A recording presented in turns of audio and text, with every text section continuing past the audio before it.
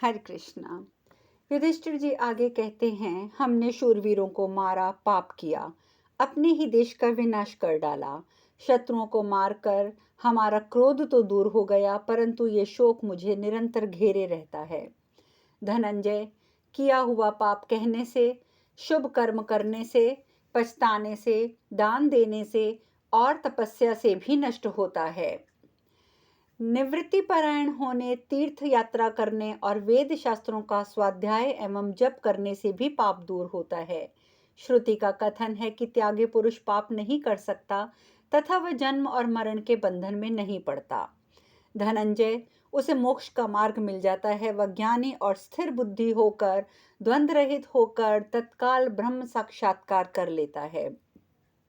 शत्रुओं को तपाने वाले अर्जुन, मैं तुम सब लोगों से विदा लेकर वन में चला जाऊंगा। शत्रुसूदन, श्रुति कहती है कि संग्रह परिग्रह में फंसा हुआ मनुष्य पूर्णता धर्म नहीं कर पाता, अर्थात परमात्मा का दर्शन प्राप्त नहीं कर सकता। इसका मुझे प्रत्यक्ष अनुभव हो रहा है। मैंने परिग्रह, राज्य और धन के संग्रह की इच्छा रखकर केवल पाप बटोरा है, जो जन्म और मृत्यु का कारण है। श्रुति का कथन है कि परिग्रह से पाप को ही प्राप्त किया जा सकता है। अतः मैं परिग्रह छोड़कर सारे राज्य और इसके सुखों को लात मारकर बंधन मुक्त हो शोक और ममता से ऊपर उठकर कहीं वन में चला जाऊंगा। कुरुनंदन, तुम इस निष्कंटक और कुशल क्षेम से युक्त पृथ्वी का शासन करो। मुझे राज्य और भोगों से अब कोई मतलब नहीं है। इतना कहकर कुरुराज युधिष्ठिर चुप हो गए। तब कुंती के सबसे छोटे पुत्र अर्जुन ने भाषण देना आरंभ किया। इस प्रकार महाभारत शांति पर्व के अंतर्गत युधिष्ठिर का खेद पूर्ण उद्गार नामक 7वां अध्याय पूर्ण हुआ। वैशंपायन जी आगे कहते हैं, जन्मेजय, युधिष्ठिर की ये बात सुनकर अर्जुन इस प्रकार असहिष्णु हो उठे मानो उन पर कोई आक्षेप किया गया हो। वे बातचीत करने या पराक्रम दिखाने में किसी से दबने वाले नहीं थे। उनका पराक्रम बड़ा भयंकर था। वे महातेजस्वी इंद्र कुमार अपने उग्र रूप का परिचय देते और दोनों गलफरों को चाटते हुए मुस्कुराते हुए गर्वयुक्त वचन बोलने लगे, जैसे नाटक के रंगमंच पर अभिनय कर रहे हों। अर्जुन ने कहा, राजन, ये तो बड़े भारी दुख और महान कष्ट की बात है। आपकी वहलता को तो पराकाष्ठा को पहुंच गई है। आश्चर्य है कि आप अलौकिक पराक्रम करके प्राप्त की गई इस राजलक्ष्मी का परित्याग कर रहे हैं। आपने शत्रुओं का संहार करके इस पृथ्वी पर अधिकार प्राप्त किया है। इस प्रकार जो कुछ आपके हाथ में आया है उसे आप अपनी अल्प बुद्धि के कारण क्यों छोड़ रहे हैं? किसी कायर या आलसी को कैसे राज्य प्राप्त हो सकता है? यदि आपको यही करना था तो किस लिए क्रोध से विकल होकर राजाओं का वध किया और कराया?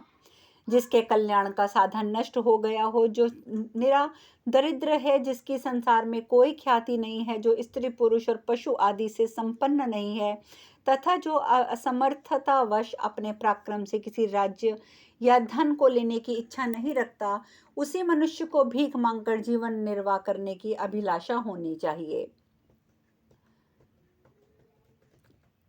यदि आपके त्याग देने पर यज्ञ की इन संचित सामग्रियों को दुष्ट लोग नष्ट कर देंगे तो इसका पाप आपको ही लगेगा। अर्थात आपने यज्ञ याग छोड़ दिए हैं, अतः आपको आदर्श मानकर दूसरे लोग भी इस कर्म से उदासीन हो जाएंगे। उस दशा में इस धर्म कृत्य का उच्छेद हो जाएगा। इसका दोष किसको जाएगा? नरेश्वर, जब आप इस समृद्धिशाली राज्य को छोड़कर हाथ में कपड़ा लिए घर घर भीख मांगने की नीचाति नीच वृत्ति का आश्रय लेकर जीवन निर्वाह करने लगेंगे, तब लोग आपको क्या कहेंगे? आप सारे उद्योग छोड़कर कल्याण के साधनों से हीन और अकिंचन हुए साधारण पुरुषों के समान भीख मांगने की इच्छा क्यों करते हैं? इस राजकुल में जन्म लेकर सारे भूमंडल पर विजय प्राप्त करके अब संपूर्ण धर्म और अर्थ दोनों को छोड़कर आप मोह के कारण वन जाने को उद्यत हुए हैं। राजा नहुष ने निर्धनतावस्था में क्रूरतापूर्ण कर्म करके यह दुख पूर्व उद्गार किया था कि इस जगत में निर्धनता को धिक्कार है। सर्वस्व त्याग कर निर्धन और अकिंचन हो जाना ये मुनियों का धर्म है, राजाओं का नहीं। आप भी इस बात को अच्छी तरह जानते हैं कि दूसरे दिन के लिए संग्रह ना करके प्रतिदिन भीख मांग कर खाना ये ऋषि मुनियों का धर्म है। जिसे राजाओं का धर्म कहा गया है वह तो धन से ही संपन्न होता है। राजन, जो मनुष्य जिसका धन हर लेता है, वह उसके धर्म का ही संहार कर देता है। यदि हमारे धन का अपहरण होने लगे तो हम किसको और कैसे क्षमा कर सकते हैं? दरिद्र मनुष्य पास में खड़ा हो तो लोग उसी इस तरह उसकी ओर देखते हैं मानो वह कोई पापी या कलंकित हो।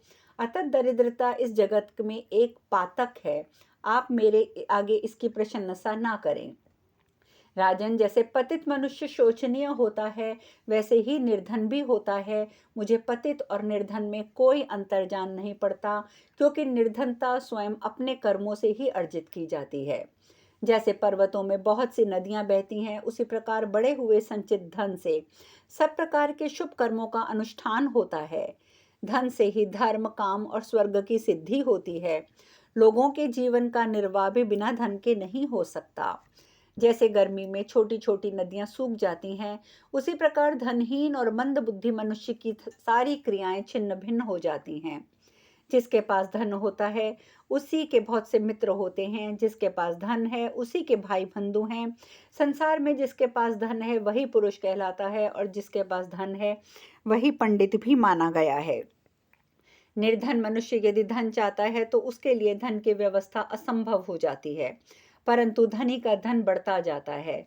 जैसे जंगल में एक हाथी के पीछे बहुत से हाथी चलते हैं, उसी प्रकार धन से ही धन बंधा चला आता है। नरेश्वर, धन से धर्म का पालन, कामना की पूर्ति, स्वर्ग की प्राप्ति, हर्ष की वृद्धि, क्रोध की सफलता, शास्त्रों का श्रवण और अध्ययन और शत्रुओं का दमन, ये सभी कार्य सिद्ध होते हैं। धन से कुल की प्रतिष्ठा बढ़ती है, धन से ही धर्म की वृद्धि होती है।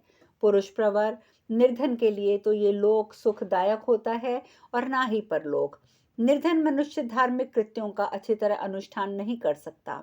जैसे पर्वत से नदी झड़ती है, उसी प्रकार धन से ही धर्म का स्रोत बहा रहता है। राजन, जिसके पास धन की कमी है, गौवें और सेवक भी कम है, जिसके यहाँ अतिथियों का आना जाना भी कम हो गया है, वास्तव में वही कृश अर्थात दुर्बल कहलाने के योग्य है। जो केवल शरीर से कृश है, उसे कृश नहीं कहा जा सकता। आप न्याय के अनुसार विचार कीजिए और देवताओं और असुरों के बर्ताव पर दृष्टि डालिए। राजन, देवता अपने जाति भाइयों का वध करने के सिवा और क्या चाहते हैं? एक पिता की संतान होने के कारण देवता और असुर परस्पर भाई भाई ही तो है ना। यदि राजा के लिए दूसरे के धन का अपहरण करना उचित नहीं है, तो ये धर्म का अनुष्ठान कैसे कर सकता है? वेद शास्त्रों में भी विद्वानों ने राजा के लिए यही निर्णय दिया है कि राजा प्रतिदिन वेदों का स्वाध्याय करे, विद्वान बने, सब प्रकार से संग्रह करके धन ले आवे और यत्न पूर्वक यज्ञ का अनुष्ठान करे। जाति भाइयों से द्रोह करके देवताओं ने स्वर्ग लोक के सभी स्थानों पर अधिकार प्राप्त कर लिया है। देवता जिससे धन या राज्य पाना चाहते हैं, वह ज्ञाति द्रोह के सिवा और क्या हो सकता है? यदि देवताओं का निश्चय है कि यही वेदों का सनातन सिद्धांत है, धन से ही द्वितीय वेद शास्त्रों को पढ़ते हैं और पढ़ाते हैं, धन के द्वारा ही यज्ञ करते हैं, कराते हैं। राजा लोग दूसरों को युद्ध में जीतकर जो उनका धन ले आते हैं, उसी से वे संपूर्ण शुभ कर्मों का अनुष्ठान करते हैं। किसी भी राजा के पास हम कोई भी ऐसा धन नहीं देखते जो दूसरों का अपकार करके ना लाया गया हो। इस प्रकार सभी राजा इस पृथ्वी को जीतते हैं और जीत कर कहने लगते हैं कि ये मेरी है। ठीक वैसे ही जैसे पुत्र पिता के धन को अपना बताते हैं। प्राचीन काल में जो राजऋषि हो गए हैं, जो कि इस समय स्वर्ग में निवास करते हैं, उनके मत में भी रजधर्म की ही ऐसी ही व्याख्या की गई है। जैसे भरे हुए महासमर में मेघ के रूप में उठा हुआ जल संपूर्ण दिशाओं में बरस जाता है, उसी प्रकार धन राजाओं के यहाँ से निकलकर संपूर्ण पृथ्वी में फैल जाता है। पहले ये पृथ्वी बारी बारी से राजा दिलीप, फिर नृग, फिर नहुष, फिर अम्बरीश और फिर मांधाता के अधिकार में रही है। वही इस प्रकार अब आपके अधीन हो गई है। अतः आपके समक्ष सर्वस्व की दक्षिणा देकर द्रव्यमय यज्ञ के अनुष्ठान करने का आपको ये अवसर प्राप्त हुआ है। राजन, यदि आप यज्ञ नहीं करेंगे तो आपका सारे राज्य का आपको पाप लगेगा। जिस देश के राजा दक्षिणा युक्त अश्वमेघ यज्ञ के द्वारा भगवान का यजन करते हैं, उनके यज्ञ की समाप्ति पर उनके देशों के सभी लोग वहां आकर अब्रव स्नान करके पवित्र हो जाते हैं। संपूर्ण विश्व जिनका स्वरूप है, उन महादेव जी ने सर्वमेध नामक महायज्ञ से यज्ञ में संपूर्ण भूतों और स्वयं अपनी भी आहुति दे दी थी। यह क्षत्रियों के लिए कल्याण का सनातन मार्ग है, इसका कभी अंत नहीं सुना गया है। राजन, यह वह मार्ग है जिस पर 10 रथ चलते हैं, आप उसी कुत्सित मार्ग का आश्रय ना लें। इस प्रकार श्री महाभारत शांति पर्व के अंतर्गत अर्जुन वाक्य विषयक 8वां अध्याय पूर्ण हुआ। युधिष्ठिर जी आगे कहते हैं, अर्जुन, तुम अपने मन और कानों को अंतःकरण में स्थापित करके 2 घड़ी तक एकाग्र हो जाओ। और मैंने तुम्हारी बातें सुनी, अब तुम मेरी बात सुनो और इसे सुनकर तुम इसे पसंद करोगे। मैं ग्राम्य सुखों का परित्याग करके साधु पुरुषों के चलते हुए मार्ग पर चल सकता हूँ, परंतु तुम्हारे आग्रह के कारण कदापि भी राज्य को स्वीकार नहीं करूंगा। एकाकी पुरुष के चलने योग्य कल्याणकारी मार्ग कौन सा है, यह मुझसे पूछो, और यदि पूछना नहीं चाहते हो तो बिना पूछे भी मुझसे सुनो। मैं गंवारों के सुख और आचार पर लात मारकर वन में रहकर अत्यंत कठोर तपस्या करूंगा। फल मूल खाकर मृगों के साथ विचरूंगा। दोनों समय स्नान करके यथा समय अग्निहोत्र करूंगा और परिमित आहार करके शरीर को दुर्बल कर दूंगा। मृग चर्म और वल्कल धारण करके सिर पर जटा रखूंगा। सर्दी गर्मी हवा को सहूंगा। भूख प्यास परिश्रम को सहने का अभ्यास डालूंगा। शास्त्रोक्त तपस्या द्वारा इस शरीर को सुखाता रहूंगा। वन में प्रसन्नता पूर्वक निवास करने वाले पशु पक्षियों की भांति भांति की बोली जो मन और कानों को सुख देने वाली होगी, उसको नित्य सुनता रहूंगा। वन में खुले खिले हुए वृक्षों और लताओं की मनोहर सुगंध सूंघता हुआ अनेक रूप वाले सुंदर वनवासियों को देखता रहूंगा। वहां वानप्रस्थ महात्मा और ऋषि कुलवासी ब्रह्मचारी ऋषि मुनियों का दर्शन करूंगा। मैं किसी वनवासी का भी अप्रिय नहीं करूंगा, फिर ग्रामवासियों की तो बात ही क्या है। एकांत में रहकर आध्यात्मिक तत्व का विचार किया करूंगा और कच्चा पक्का जैसा भी फल मिल जाएगा उसी को खाकर जीवन निर्वाह करूंगा। जंगली फल फूल मधुर वाणी और जल के द्वारा देवताओं और पितरों को तृप्त करता रहूंगा। इस प्रकार वनवासी मुनियों के लिए शास्त्र के द्वारा बताए हुए कठोर से कठोर नियमों का पालन करते हुए इस शरीर की आयु को समाप्त होने के लिए उसकी बाट जोता रहूंगा। अथवा मैं मुंड मुड़ाकर मननशील सन्यासी हो जाऊंगा और एक एक दिन एक एक वृक्ष से भीख मांगकर अपने शरीर को सुखाता रहूंगा। शरीर पर धूल पड़ी होगी, धूल सूने घरों में मेरा निवास होगा, अथवा किसी वृक्ष की जड़ के नीचे पड़ा रहूंगा। प्रिय अप्रिय सारा विचार छोड़ दूंगा। किसी के लिए ना शोक करूंगा ना हर्ष। निंदा और स्तुति को समान समझूंगा। आशा और ममता को त्याग कर निर्द्वंद हो जाऊंगा और किसी वस्तु का संग्रह नहीं करूंगा। 4 प्रकार के समस्त चराचर प्राणियों में से किसी की हिंसा नहीं करूंगा, ना किसी की हंसी उड़ाऊंगा। अंधे गूंगे बहरों के समान किसी से कुछ नहीं कहूंगा, कुछ नहीं देखूंगा, कुछ नहीं सुनूंगा। किसी भी मार्ग पर चलता रहूंगा, कभी किसी से रास्ता नहीं पूछूंगा।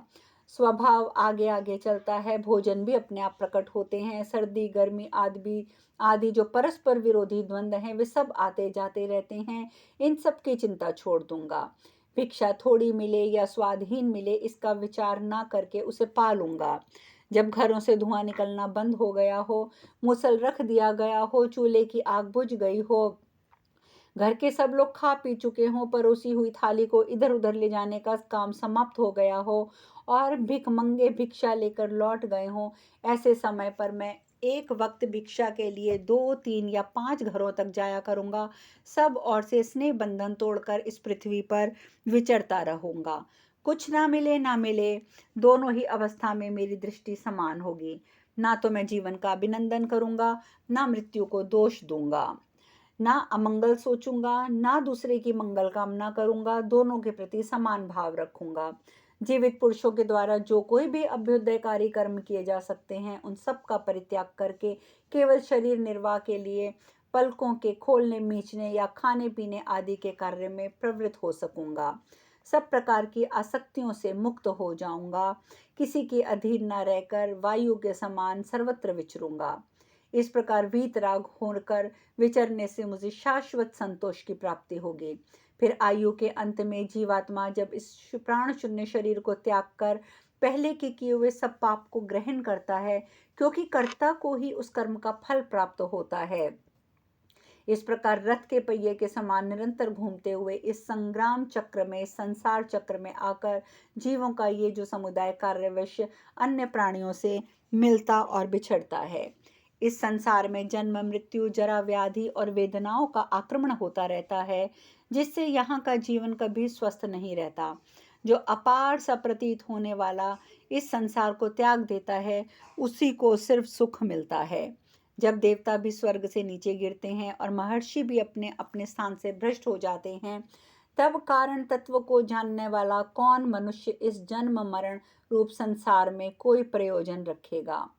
भांति भांति के भिन्न भिन्न कर्म करके विख्यात हुआ राजा भी इन्हीं छोटे मोटे कारणों से किसी दूसरे राजाओं के द्वारा मार डाला जाता है। आज दीर्घ काल के पश्चात मुझे इस विवेक रूपी अमृत को प्राप्ति हुई है। इसे पाकर मैं अक्षय, अविकारी और सनातन पद को प्राप्त करना चाहता हूँ। अतः इस पूर्वोक्त धारणा के द्वारा निरंतर विचरता हुआ मैं निर्भय मार्ग का आश्रय ले जन्म, मृत्यु, जरा, व्याधि और वेदनाओं से आक्रांत हुए इस शरीर को अलग रख दूंगा। इस प्रकार श्री महाभारत शांति पर्व के अंतर्गत राजधर्म अनुशासन पर्व में युधिष्ठिर का वाक्य विषयक 9वां अध्याय पूर्ण हुआ।